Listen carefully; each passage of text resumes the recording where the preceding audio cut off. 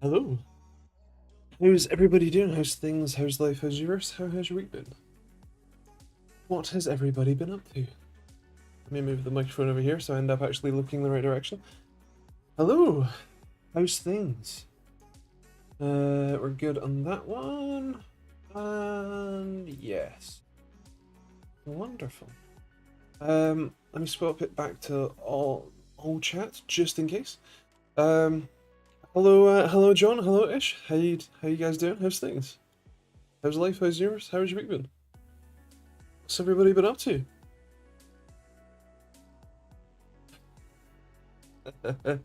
Look what time it is, indeed. Hello Simon, how you doing? How's things?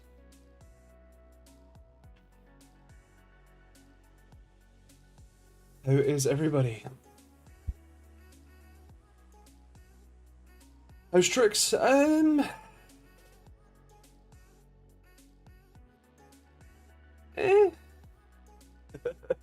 Uh, fine enough. Fine enough. Fine enough. Not really, but fine enough.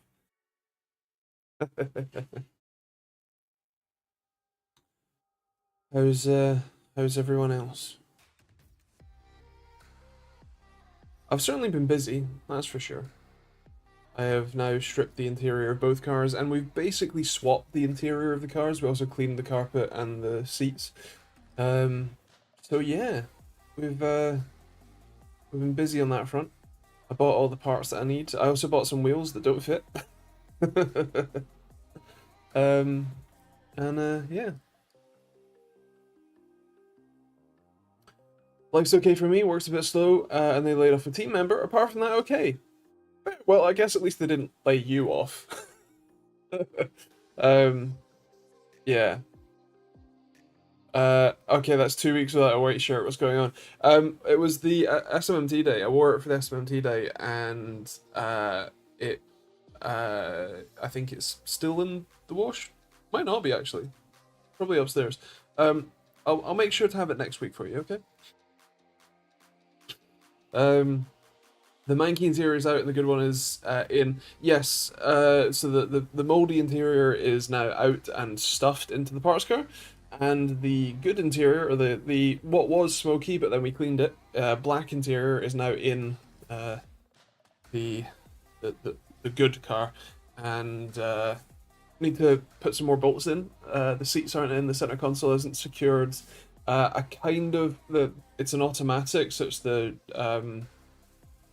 like S-tronic shifter, but the plastic like chrome bit that sits on top, one, I kind of want to take it off and paint it, and two, the plastic bracket that mounts to, the tabs on the side of that one are broken off, so I want to take that off and swap it for the parts car one. And yeah, there's a few little bits that I want to do. Although I think I can do that with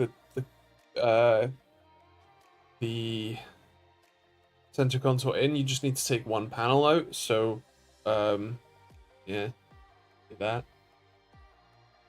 It's just Annie being cool and itchy. You better have it. Yes, sir. The other thing that I've been busy with is this. It's not very well printed, um, but the chip shortage version of the latency tool, which is including the new 3-pin header. Did I have this last week? I think I did. But this is the new latency tool. I've been testing it. I've worked out a few bugs and kinks, including that I now know that I need to add a capacitor to ground to that one. I'm adding it properly for the actual boards. But yeah. And then the new 3-pin fly leads. So yeah. Well, that would be this one, which is the new Response Time Tool Pro, or Expert. Sorry, be good if I could remember my own tools. Yeah, this is the Expert Response Time Tool. This is actually the same chip that I use on the current response time tool. It's just the larger package version. It's the one that Adafruit uses on their Feather instead of the Itsy Bitsy, so there's just more pins available, which means there's more I/O. I made a change to one of the pin assignments that I found out I didn't need to do, although this capacitor and inductor bodge I did need to do, otherwise the thing wouldn't take firmware or boot at all. This is to actually like 8 megabytes of NOR flash that I currently am not using, and I don't know if I will end up using it. And then this is a Thorlabs FDS 100, very, very nice photodiode. Okay. In a Stock 5 can. Yeah. All jokes aside, you look okay-ish. Did you use a haircut though? Growing it out, thanks. I've actually had a haircut like a week, 2 weeks ago. Just to neaten it up a bit.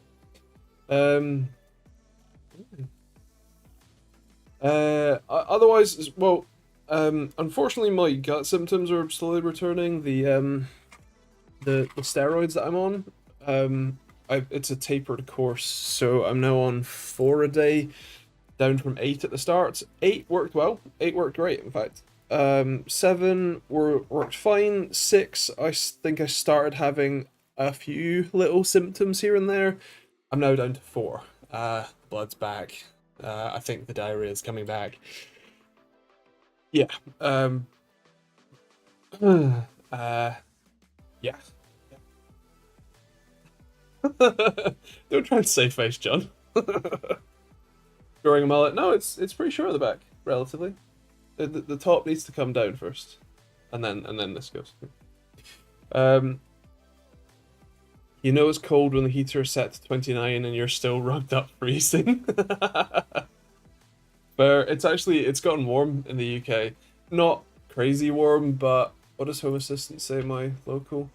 25.5 degrees ambient, peaked at 26.6 local.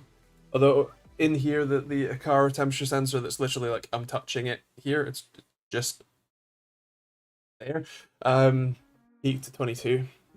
Although I have cracked out the air conditioner, which you can't quite see. Although I'm running it off of solar. But actually, good news on the solar front. I've finally used 1 megawatt hour of energy from solar. I've used 1.006 megawatt hours, or 1006 kilowatt hours so far. 3.65 kilowatts of that were today. And I've generated 6 kilowatts today, kilowatt hours. So gives you a rough idea of, it hasn't been super sunny all day. It's been kind of on and off. In fact, if I look at the power, yeah, it's been pretty decent, but there've been quite a few fairly long dips from the peak of about 1200 watts that it does when it's super sunny. So yeah, a megawatt hour indeed. That is only like 300-ish pounds in savings so far, but it's fine. The whole system's going to keep working for like 10 years really. It's also kind of nice to have that extra sort of power on hand, and if nothing else, doing it for the videos did alright.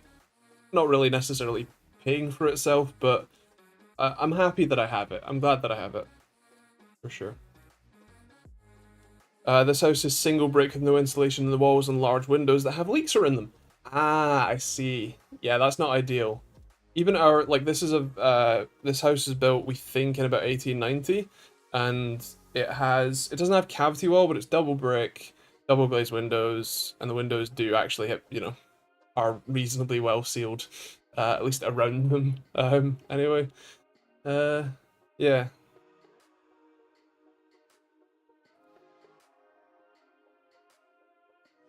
You might appreciate this. Had Mr. Moneybags American guest today in my van. Talked a bit about supercars. There were some at the hotel.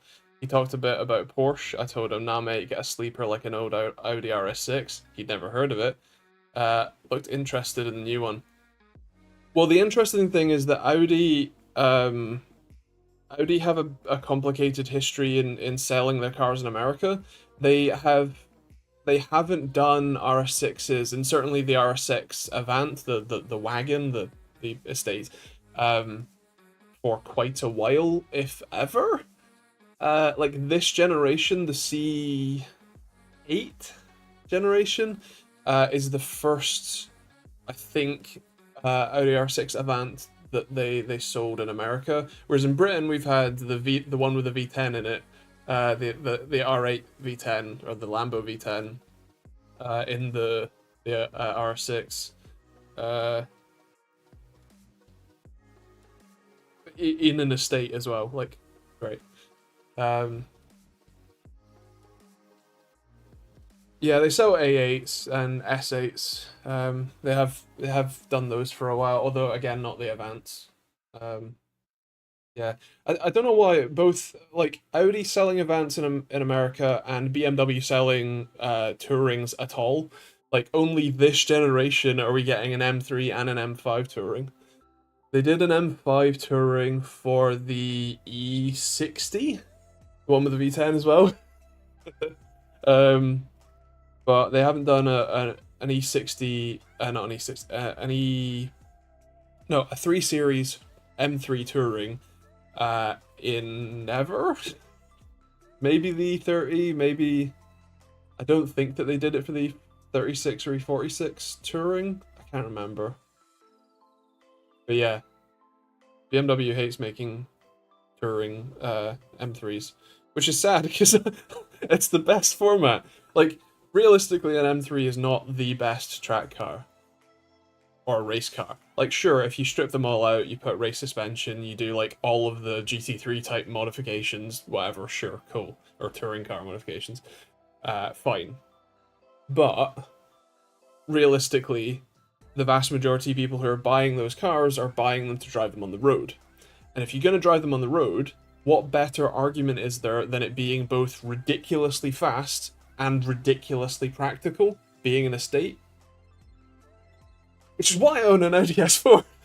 Because yesterday I picked up 4 wheels, like 17-inch but with massive tires, and just stuck them in the back of my estate and drove home.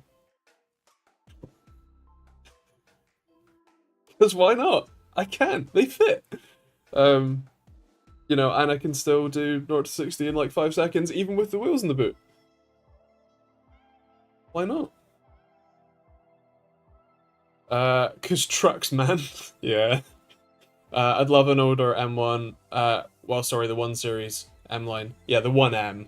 They actually, here's some interesting history. If anyone cares, this might be a ramble, but you're here. Why not?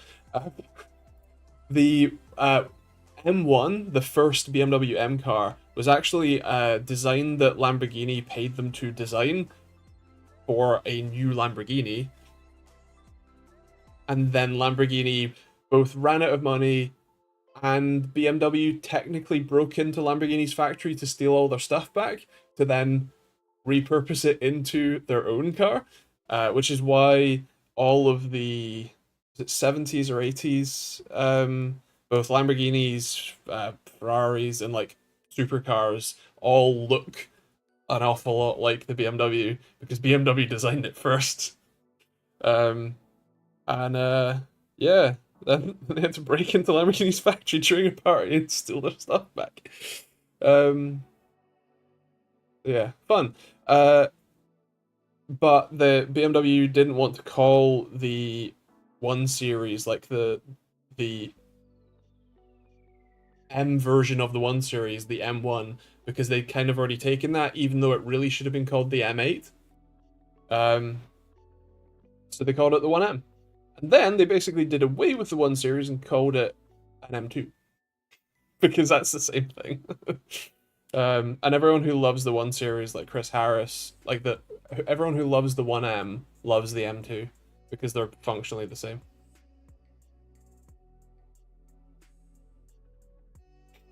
So there you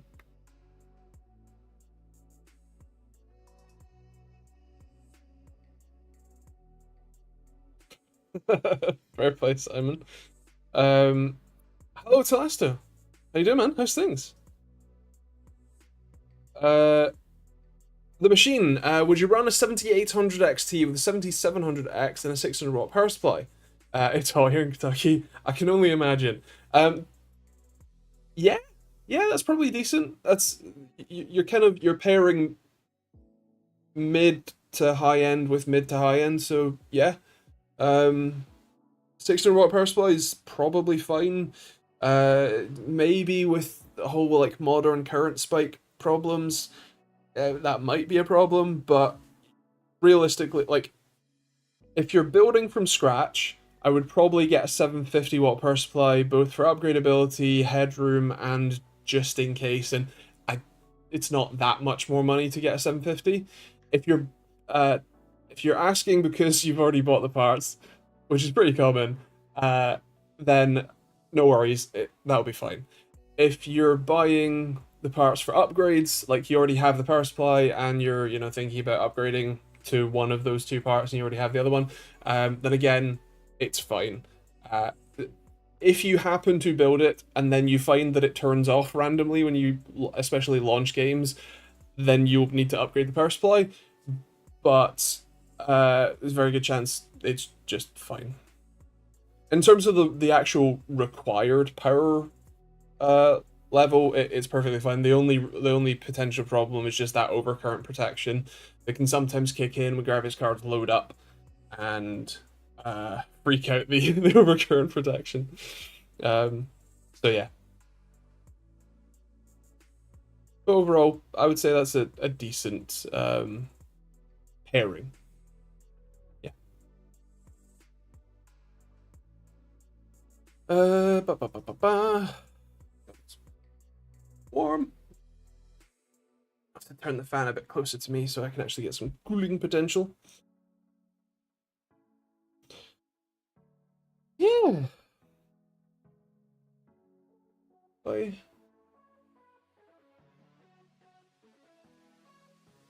I think tools wise, the new latency tool is going to be done a lot sooner.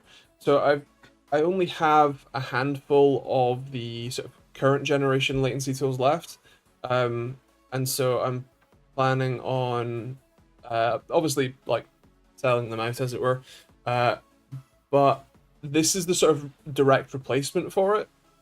There's a few extra features that I'm quite happy to have done. I've improved the audio like amplifier or the microphone amplifier quite a bit actually. I'm quite happy. It, I'm using a tantalum capacitor, which is that the orange one, that little orange dot there as a tantalum capacitor, and so that helps filter out the noise a lot better. I've changed the op amp configuration a little bit, and then this tiny little chip there is actually for selectable gain.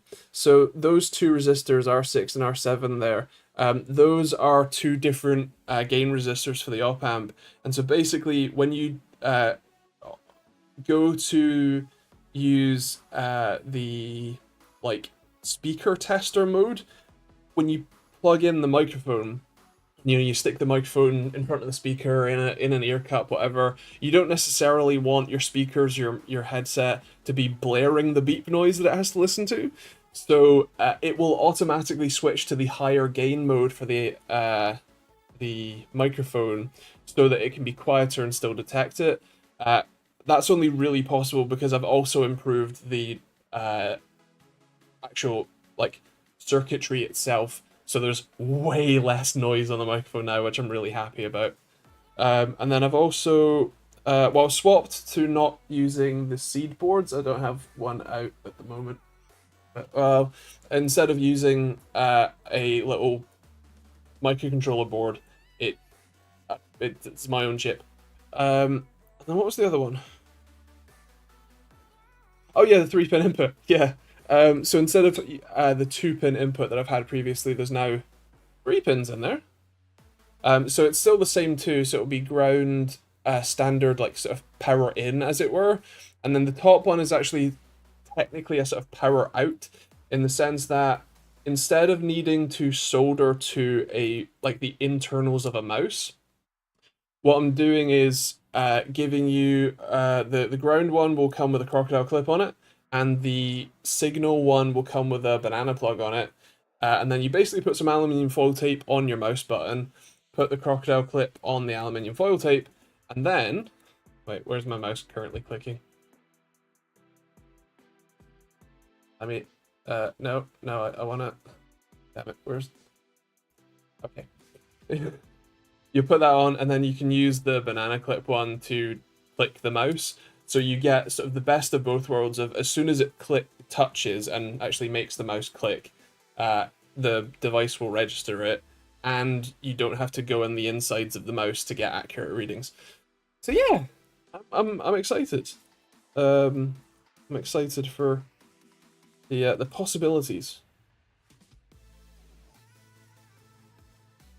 As for the new response time tool, this one is further away because this is kind of more like a lab grade tool. So there's a lot of testing I need to do to make sure that this is working as intended, working as I want it to, has all the features that I want it to have, all that sort of stuff. So yeah, that one's going to be longer. And he's talking about SRTC again. Yes. Yes, I am. I am indeed. Well, technically, I was talking about the latency tool for most of that. But also, hello. How you doing, man? How's things? Please send excess heat to Melbourne. I'll try. I'll push it. I'm on the autistic spectrum, and I find you really inspirational, so thank you. Well, thanks. I have good news. I probably shouldn't show you the form. I have an appointment. I have an assessment for ASD. I emailed. So I've been on the waiting list for 2 or 3 years at this point. It's the NHS. What can you expect? So I emailed them in October last year, and I said like, hey, I know you can't give me any exact times or anything, but just as a like super rough idea, do you have any vague, when I might be seen? And they got back to me in January on my birthday, in fact, and said, oh yeah, we think you'll be at the top of the list by September. Okay, cool. About 2 weeks ago, I emailed them again to say, hey, it's June now, like any rough updates? Like, again, I know you can't tell me specifics, but how's it looking? Are we on track? Is it going to be more like November, or is it going to be more like whatever? And the guy replied and said, you're basically close enough to the top of the list now. Can you fill out these forms and we'll just give you an appointment? I was like, okay, cool. And yeah, I got the letter, I got everything, and I'm on the middle of July, so yeah. It's quite nice because the form that they asked me to fill out this time included questions on alexithymia, which is a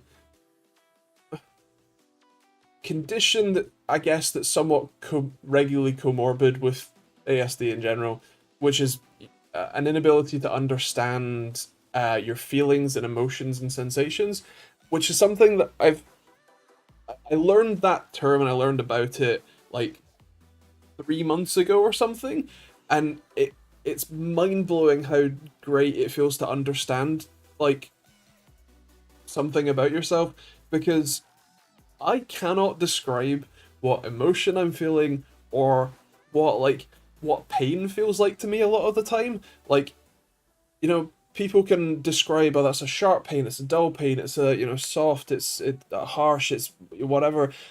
I have no idea. Like, most of the pains I end up just saying it feels like someone stabbing a pencil through my gut, but like, and yeah, emotions are a complete like black hole for me. I have to look at the physical like symptoms of an emotion to work out what I'm feeling a lot of the time, which is a big problem, especially for anxiety, because I only find out that I'm anxious after I'm already basically having a panic attack. So, not ideal. So yeah, it's nice that I have been I've filled out that form which includes that, and so it seems like there might be something they'll mention on the the diagnostic report, which I suppose might help with talking with doctors, because like, okay, and how how do you feel about that? And I'm like, mm, how does that feel when it happens? Bad. Oh dear. How long have you been on the wait list? 2 to 3 years. Um, what are emotions? You'll find out when you're older. Oh, it was 38 degrees here today. Jesus. It might be tomorrow. Might be 40. Best of luck. I hope you're sitting in air conditioning. Oh man. Well, I hope your air conditioning in your van works. Can they give you a firmware upgrade? Do you know what? I would love a firmware upgrade, bro. There's a lot wrong. Actually, I prefer a hardware upgrade before a firmware upgrade. Uh, Getting rid of some of the problems would be great.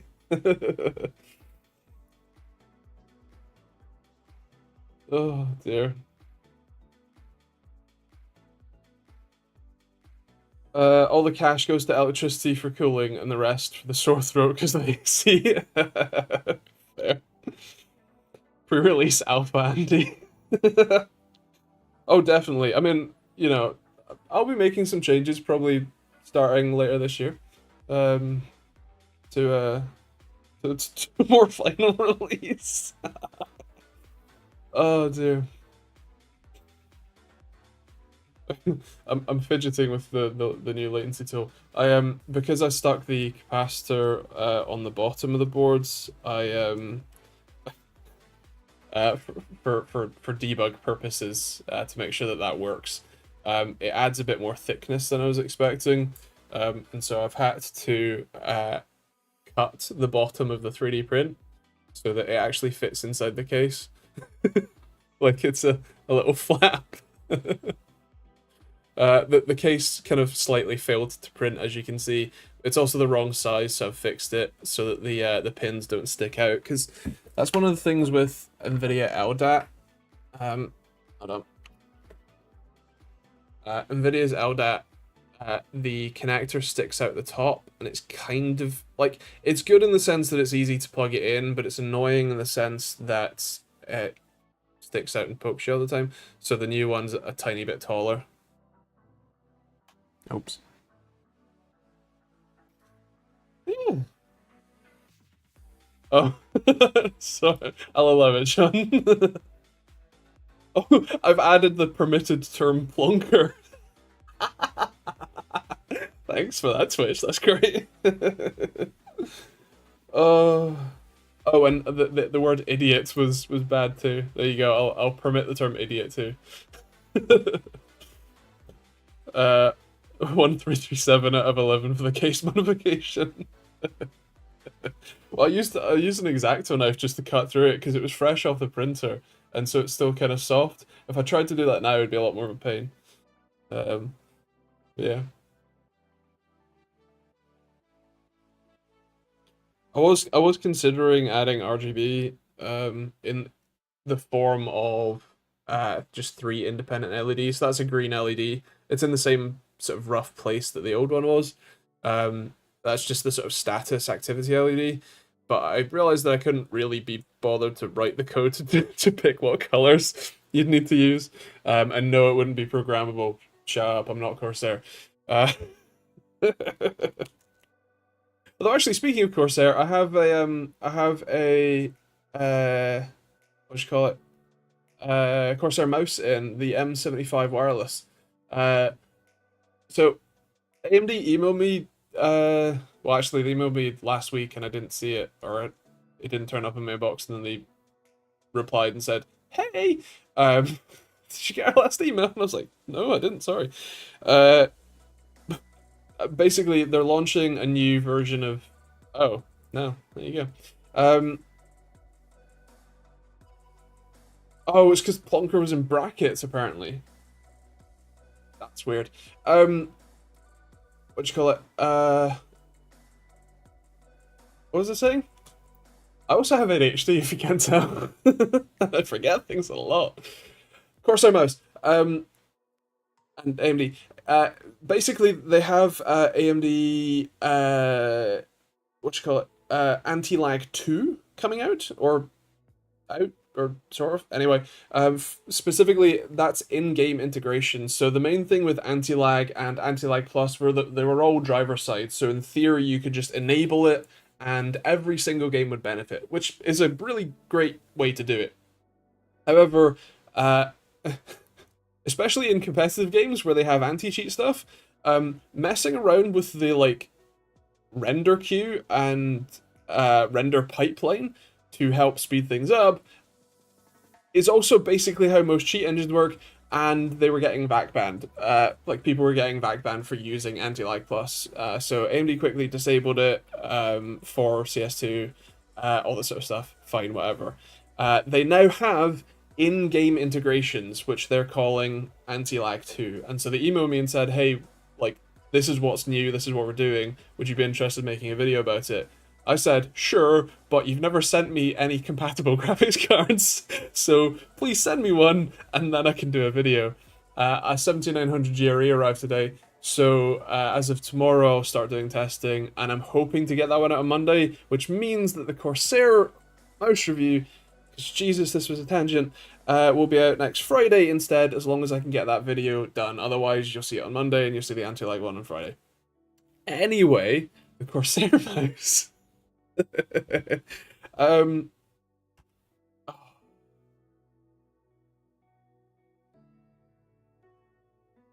I I don't like it. It's £120 and it feels cheap. Oh dear. SP Mythic, hello. Chatted a few weeks ago with thoughts about the MAG 323 UPF and I wanted to let you know that I love it. Nice. Only issue I found is intermittent lag spikes where my desktop doesn't respond for a few seconds. Would that be an issue with DisplayPort? Interesting. What graphics card do you have? Because generally speaking, when you're talking about random lag spikes and things like that, and like your system just randomly hanging, that's normally graphics driver freaking out. Occasionally, if you check the Windows log, you might find some reason for like kernel panics or something. Um, but yeah, Strix 4090, got it. Generally speaking, NVIDIA is less haphazard. But actually, as I was just about to describe, if you're having issues like that, generally speaking, what I would do is use DDU, Display Driver Uninstaller, to clean sweep all of your drivers away, and then fresh install the most recent NVIDIA Game Ready driver. That often fixes a lot of issues. Even dumb stuff like Windows will try and update your driver automatically in the background to a worse version of the driver. And so you can have like just the tiniest little annoying conflict where, you know, Windows goes to look at one file, like the driver goes to look at one place and it's the wrong one, whatever, it causes a panic and then it finds it again. Just like the tiny insignificant stuff that you might not necessarily realize is happening, but is. And so yeah, that try that. It's free. It takes like 10 minutes. It's fine. What happens when I accidentally leave my phone in a Chinese sweatshop factory for 55 years? I mean, 55 years is quite a long time for that. I don't think many sweatshops have been around for that long. And with the rate of like, oh, you know, middle class growth and whatnot, they probably won't be around for that long either. So, purely fictional question, I'm afraid. Tech Tech question. Can you recommend alternatives to the G502 Lightspeed but cheaper? Doesn't have to be Logitech. G603 is too small. Trying to find something else. Also need bigger through hole middle click switch so I can replace it when I break it. The tiny SMD ones are annoying. So I can't guarantee you anything about a through hole middle click switch, but I can say that there are quite a few really nice like even wireless gaming mice right now. The only real thing is it's larger. A lot of them are going smaller. As a sort of generalized trend. I quite like the XM2 WE that I reviewed. It was almost a year ago now. Endgame Gear XM2 WE. I think that's on the larger side. I can't guarantee what the insides look like. I doubt I took that one apart actually. And Game Gear. Ba ba ba ba ba. Yeah, I did not take that one apart. But pretty sure that it's. Where's my hand clips? Oh yeah. Yeah, that's decently large. So sorry, I'm gonna have to open the stream music again because I opened in it in yeah. Shape is wrong. I think one of their Razer the Viper. I have a couple of Razer mice coming actually. In fact, Razer announced their Death Adder V4 Pro or whatever, which is actually with an optional dongle. Will do 8,000 hertz wirelessly, which is insane.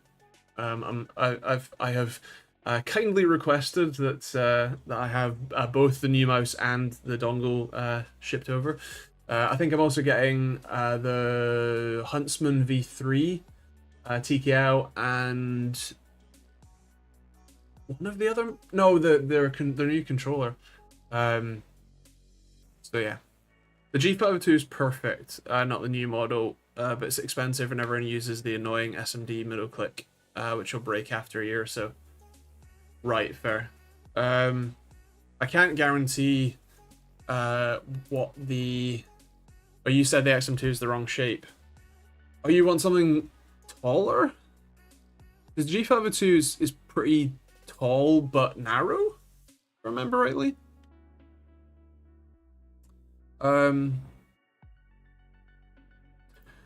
Quite a few channels, including Bearded Bob, do teardowns of those sorts of mice. So have a look if the whole middle click thing is a problem for you. G502 is not tall actually. I must admit it's been quite a long time since I've had anything Logitech in, let alone the G502. So bear with me. But fair enough. My memory of it being a bit of a weird shape, to be honest. Although I think I'm mostly thinking of the wired one. Yeah. I use fingertip and don't like the middle inside of my palm touching. Right, I see. So you want a claw grip style mouse. In that case, as an alternate suggestion, the glorious model D- or D+.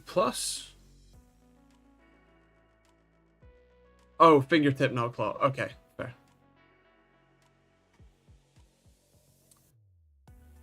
Yeah, the Model O wireless, whatever. Or Model D wireless. I think the D is the shorter backed one, which should mean there's more space for your palm to not touch. Hello, Joe. How you doing, man? How's things? Getting everything ready for the Tech Max show tomorrow. Early start. Fair. You'll have to remind me what that's what's going on there. I'm using the Microsoft Pro IntelliMouse right now. Huge mouse, lovely sensor. Before I had this, I had a Corsair Saber, which is also big and nice. Fair. I still use a Razer Naga Trinity. Although I don't play many games, so. Hello, Horizon. Thank you very much. And hello, Harry. How you doing, man? How's things? I haven't used the Viper V3 actually. I asked for it ages ago, like 3 months ago, 6 months ago. But Razer were having some stocking and I think staffing issues for a bit. So yeah.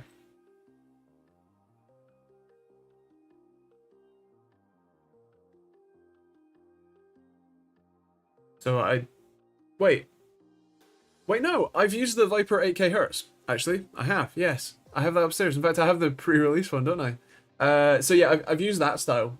Um, and yeah, that's pretty nice. Um, although personally, I prefer the style of the OP1 8K and Game Gear one. Although that's wireless. Break it down. Check the middle click. Um, I don't think I. Wait. Please hold while I look through my files.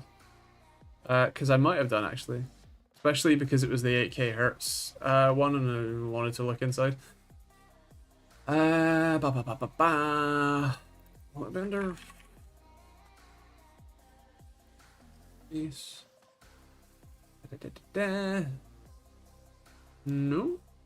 Viper 8K Hertz. Did it really not? Oh.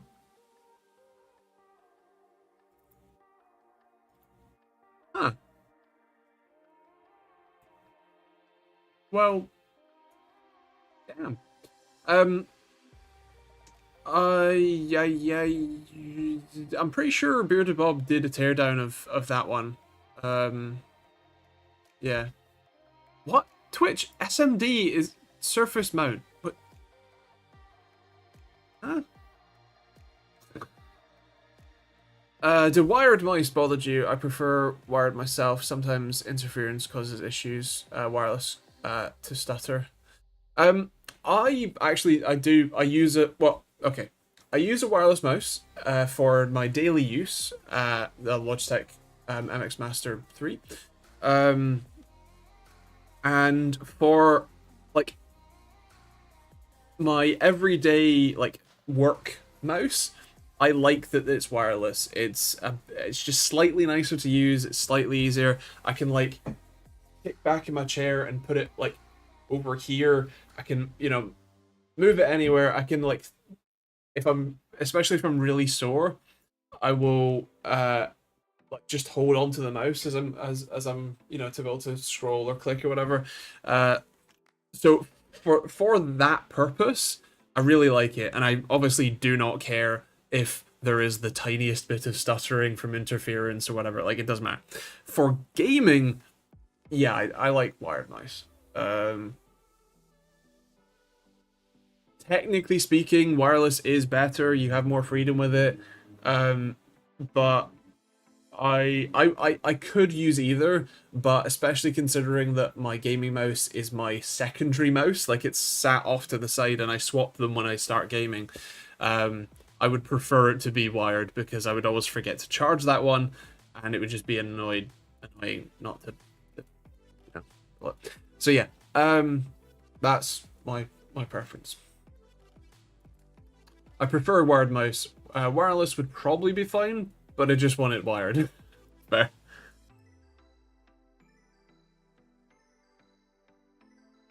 Ryzen, just want to report the Poco X6 Pro has been a delight so far. Nice. John, apparently not. I would also,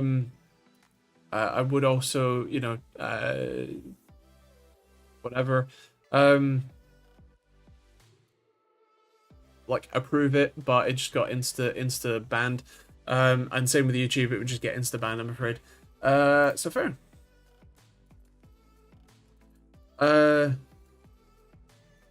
Tech Convention and Reading, UK version of Computex. Lots of stalls and things. Sent you an image with most of the vendors exhibiting. Should be a good show. Nice. Looks decent. I mean, a lot of the brands are. Oh, Deep Cool's gonna be there, is it? Oh, you should go to the Deep Cool stand and see what's going on there.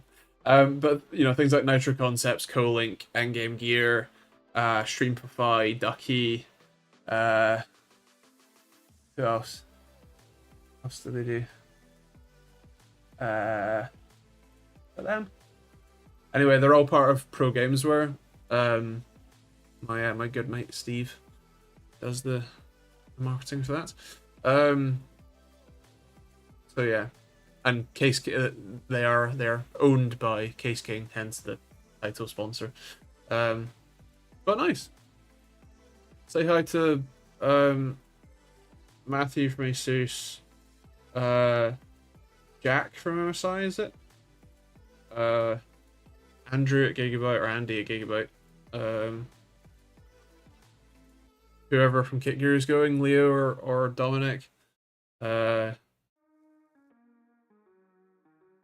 don't know who does QNAP these days. I used to do a load of Nash reviews, but I fell out of touch. A lot of them more distribution-based companies under umbrella companies, but still should be good. Yeah. Like I said, I mean, technically even Fantex. Well, Fantex has a marketing deal with overclockers. Oh, Aerocool. Aerocool was bought by Case King, Pro Games Tour as well, I think. And like Thunder X2, X3. They'll hate me for not remembering that. Yeah, nice. Enjoy. Have fun. And say hi to all the cool people. No worries, John. Glad to have you while we can. Wired with a nice power cord cable is a 10 out of 10. I'd agree.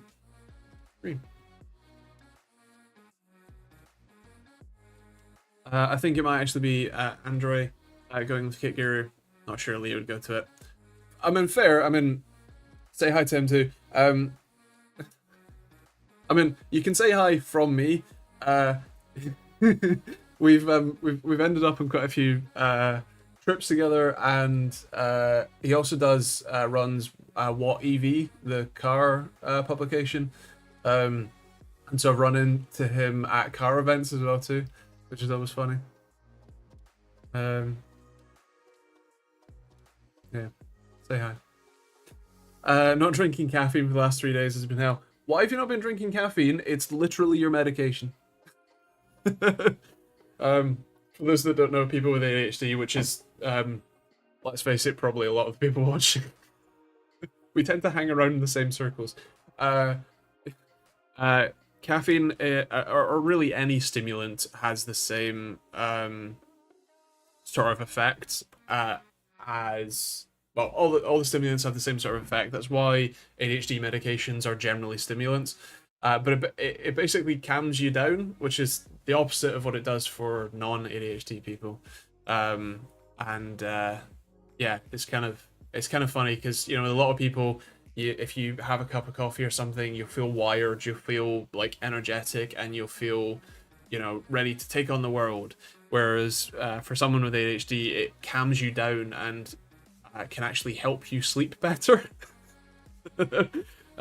Also helps you focus, helps you be a bit less forgetful. And so yeah, that's why ADHD medications are stimulants, and why for a while I was on what I joke is legal meth. It's lisdexamphetamine or methotrexate or something. Yeah, I'm making my second cup of coffee now. Nice, enjoy. I was getting too addicted. I was up to like 700 milligrams without feeling anything. Okay, yeah, fair. That's probably good to. I mean, generally speaking, with all medications, it's good to taper them off, rather than cold turkey them. But you do you, boo.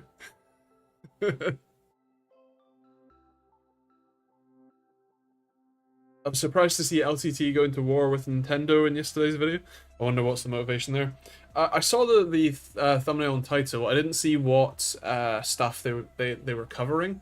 What was it that they like? What were the hacks Nintendo wished were not were illegal? I'm just gonna maybe go every other day. Fair. No worries, Joe. Happy to have you for as long as you can. Have fun tomorrow. Enjoy. It's just backup devices mostly, as in like how to create ROMs. I mean, now the GN have become the Tech Grim Reapers. True. Well, you're totally legal backups. Right, got it. I mean, fair. Nintendo does seem to be going real hard for the ROM sites at the moment, so fair. I've been talking to another one of the LTT staff. Apparently one of their labs team has left, and they've now lost my 2 response time tools that I sent them. But yeah, he's been unfortunately saddled with the extra work of doing all of the lab's display testing while they search for a new display specialist. And so he was asking me for about the latency tool, actually. They wanted to do latency testing on laptops. They even had a Wii U USB helper, which was a massive Wii U priority tool. Interesting. Fair. I don't know what their specific motivations were. I assume it makes for great content, though. You know, if we're talking about it, we otherwise wouldn't talk about a standard LTT video, potentially, you know. So yeah. Switch device similar to the R4 for the DS back in the day. Okay.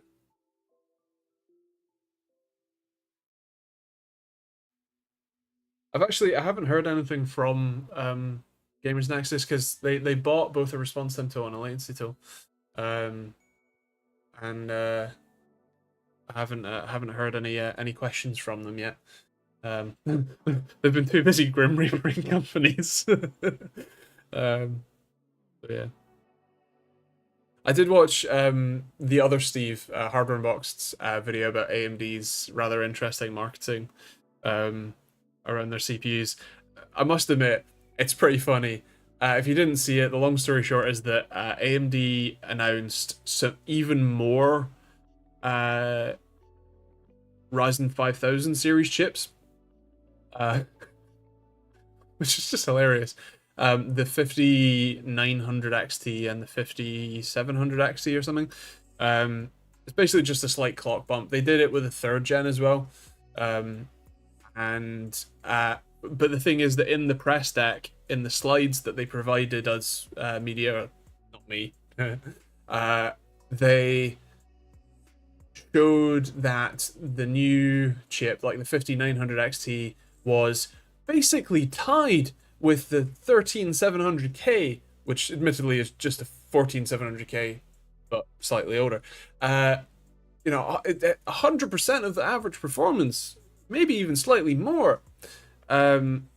But it turns out that they tested with an RX 6600 graphics card, as in a full generation old mid-tier, like mid to low tier graphics card.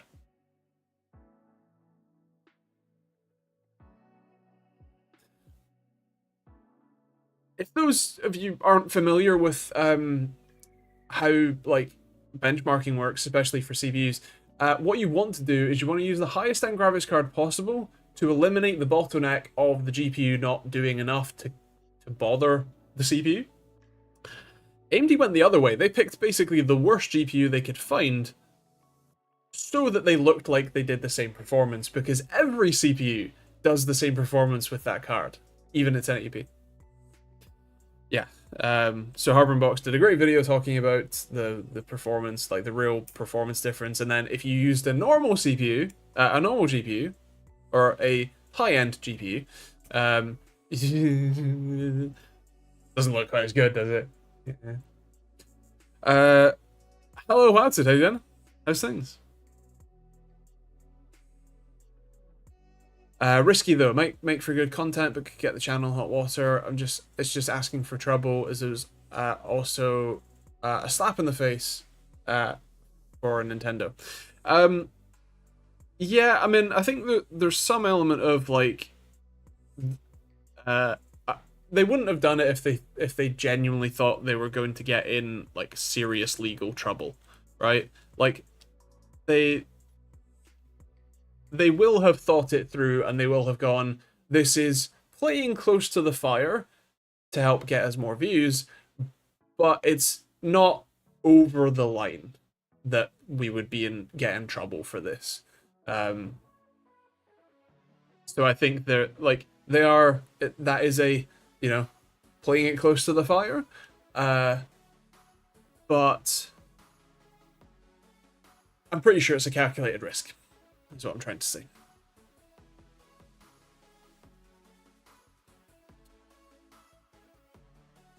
Not too bad, all things considered. Good. All good on the TCGB road. Sort of, yeah, I guess.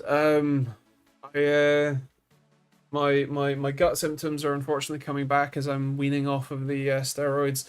It's been just over a week since I started taking the daily, like, it looks like a sugar packet. Like, you get a cafe or whatever, you rip it open, you pour the granules onto your tongue, and then you swallow. You're not meant to chew, you just meant to chug them, basically. But because they're granules, it's really annoying because they kind of get everywhere in your mouth, and it takes like 5 minutes of you sort of swirling water to get them all, down. Anyway, that's the one that was meant to help me, like, basically, the steroids were meant to keep the problem, like, it's a recovery medication, a rescue medication, so it's meant to pull me back off of the ledge I was hanging over, and then the mesalazine was meant to keep it at bay. Unfortunately, it doesn't look like it's keeping it at bay at all. As I'm stepping off of the steroids, I'm down to 4 a day from 8. So I'm just about to go down to 3, so I'm a bit over halfway through the course. The blood's back. I drank something like 5 or 6 liters of water yesterday, if not more, and I think I've peed like 3 of it, so probably odds are most of that is now in my guts and is going to come out at some point. So fun times.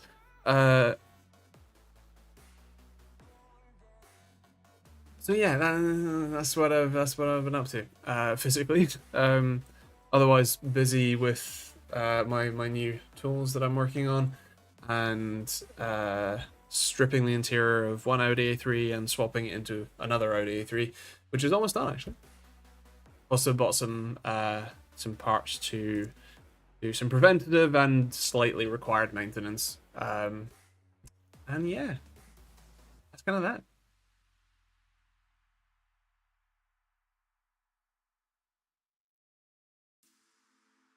So you'll have one very lightweight A3. Yes. Well, technically no. All of the parts that came out of the one we want, but that had a horrible interior, are back in the one we don't want.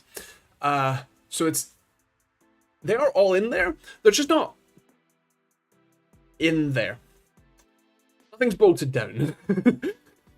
And besides the driver's seat, just so that you can get in and steer it somewhat easily, it won't be.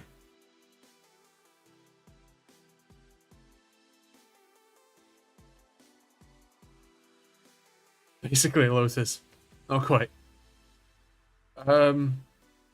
Nintendo are not afraid to throw lawsuits at people. That's true. Ba ba ba ba ba ba.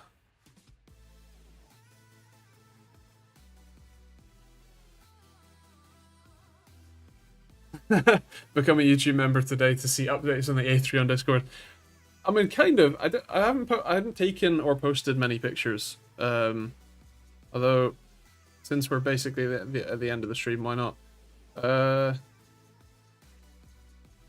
is it? There's the new center console before it was cleaned, before it went back in.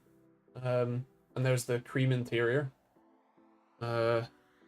These are the wheels that I bought that don't fit, so I'm selling them on Facebook Marketplace. These are the horrible wheels that came on the car, that are the wrong size, so the speedo's wrong. And there's the horrible cream interior that we've taken out.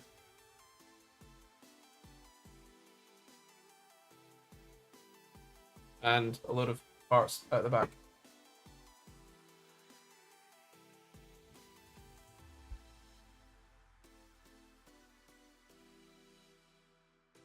Yes, what?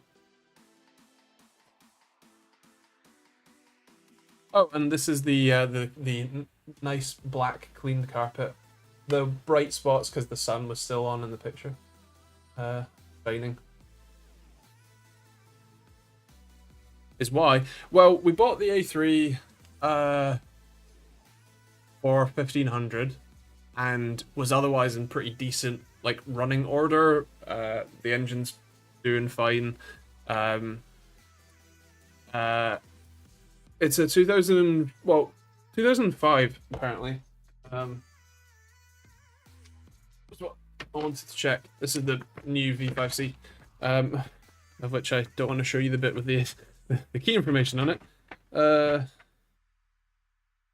No, it's 2004. Yeah, the registration is 04, and oh, but it's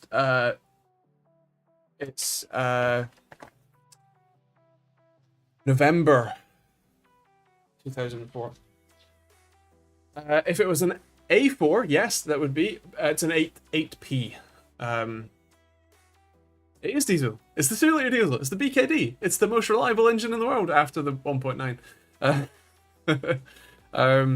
Yeah. No, it's a 2004, 2005 2-liter diesel with a 6-speed DSG, actually. Automatic and cruise control. Which means it's actually going to last. It's done 130, 150,000 miles or something, and that engine should be good for another 200,000, especially because I'm going to do the timing belt before I hand it over, before we do the swap over. Yeah.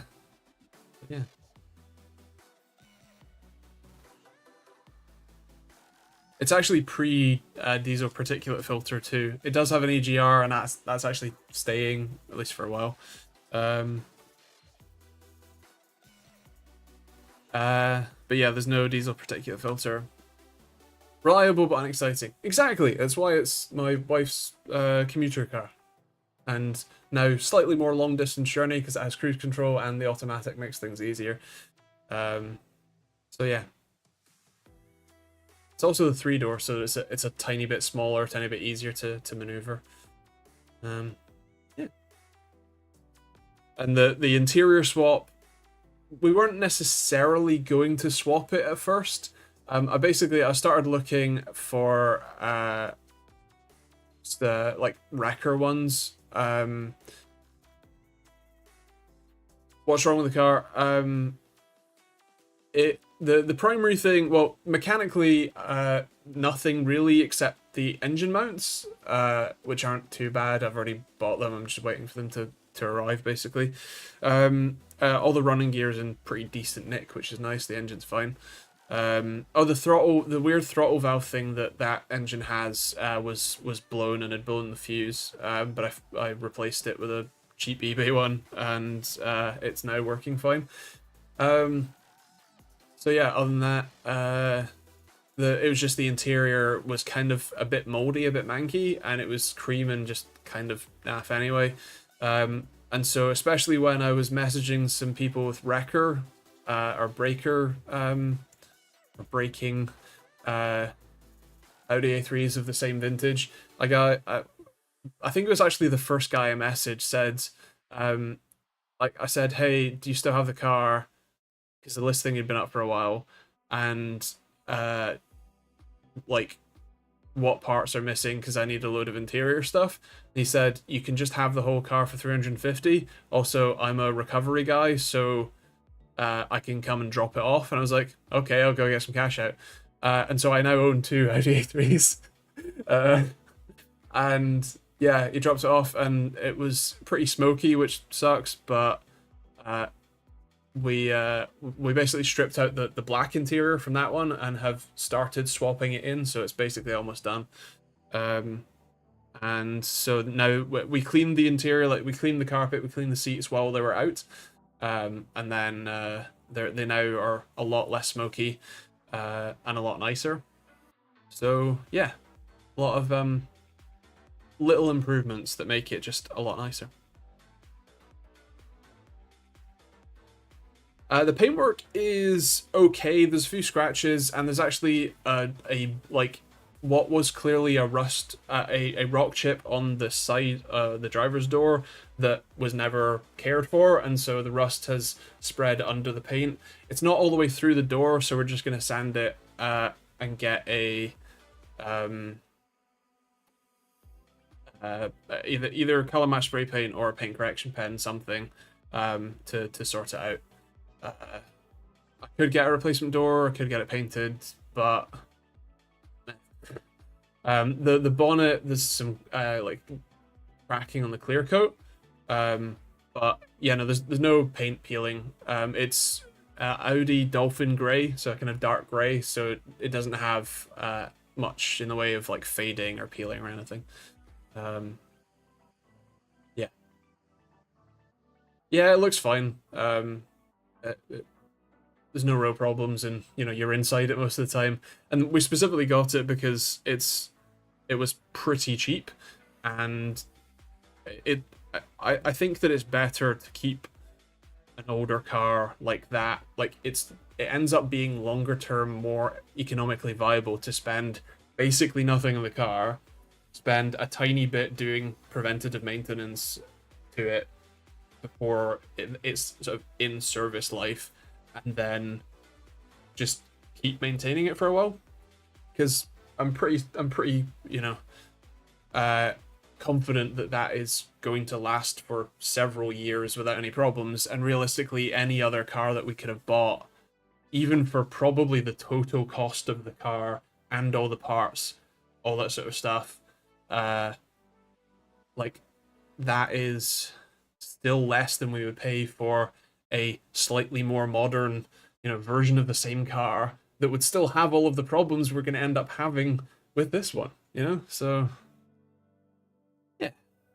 How old is an older car? Well, that one is a 2004, so that's 20 years old this year. That'll be 20 in November. It depends on the brand. For Renault, it's 4 years. As someone whose first car was a Renault Clio, where the head gasket blew at 40,000 miles, yes. Is the spares also diesel? No, it's the 1.6 petrol. And the engine blew up on that one anyway, so yeah.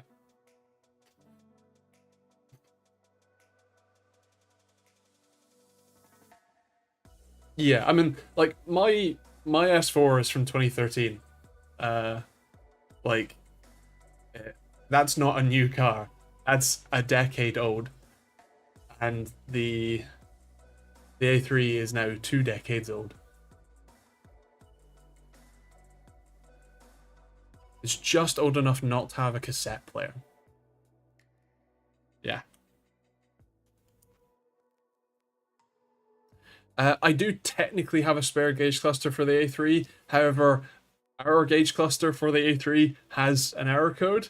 I tried swapping it in, but it freaked the fuck out. So yeah, I might, maybe. But I need to work out if I need it first. But yeah, maybe. Ask me again in 2 weeks. Either way, I'm keeping it out of the wrecker one. Anyway, Christ, we've run on. Having fun chatting about cars. well, I think I will leave it there. I hope you all have a wonderful week. Hope you all stay safe. Hope you all have fun. And yeah, I'll see you tomorrow for a video, Monday for a video, hopefully the AMD one, if I can get that done. And yeah, I will see you all next week for a stream as well. Catch you guys then.